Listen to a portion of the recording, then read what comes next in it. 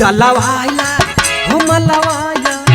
डला वाला भौजी फगुआ में फायदा करियो मलवाइला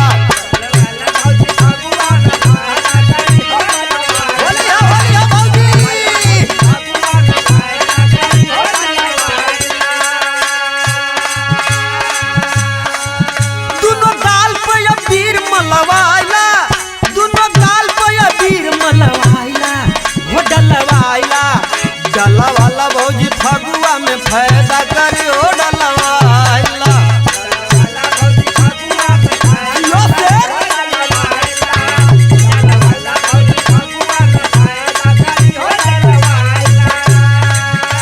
ए भौजी तोहरे में एक के खासियत बड़ा जनाता हो हमरा के बुझाता कहा बताना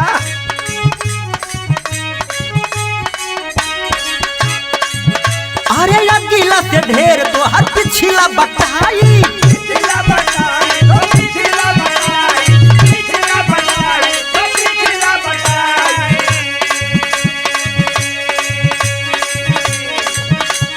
खेल में बीत जाए पूरा हमर लाइफ पूरा हमर लाइफ हो पूरा हमर लाइफ पूरा हमर लाइफ हो पूरा हमर लाइफ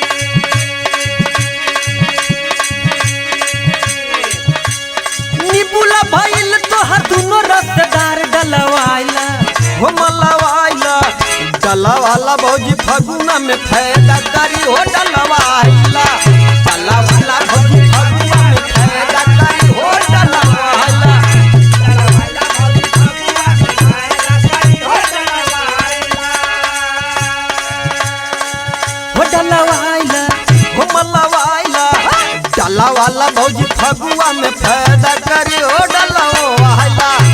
डलवाइला भौजी फगुआ में फायदा करी हो डलवाइला डलवाइला भौजी फगुआ में फायदा करी हो डलवाइला ए भौजी लइका तो लइका बूढ़ो भी तो के देख के एकदम दीवाना हो गई बाड़ो हो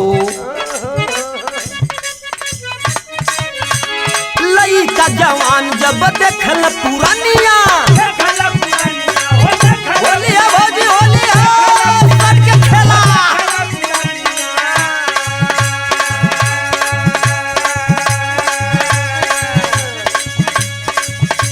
अजान मारे भौजी तो हसोन के नथुनिया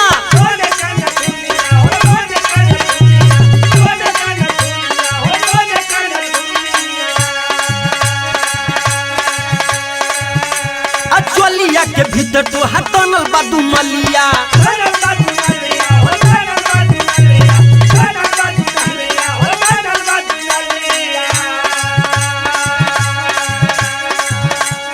आगे पीछे सोचा जानी हो के तैयार डलवाला हो मलवाइला डलवाला भौजी फगुआ में फायदा करियो डलवाइला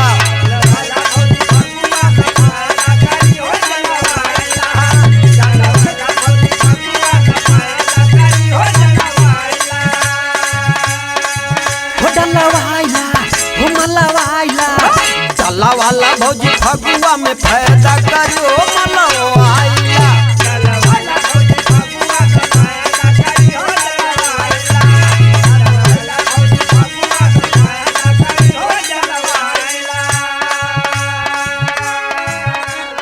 सट तारू ऐसे जैसे कटहर के लाशा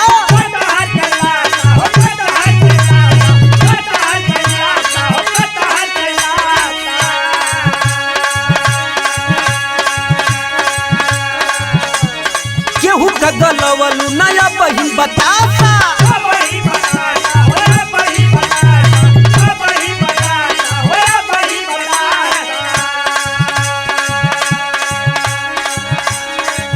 संतोषा लोक नंदलाल से गोदाम खोलवाइला हो मलवाइला डलवाला भौजी फगुआ में फायदा करी हो डलवाइला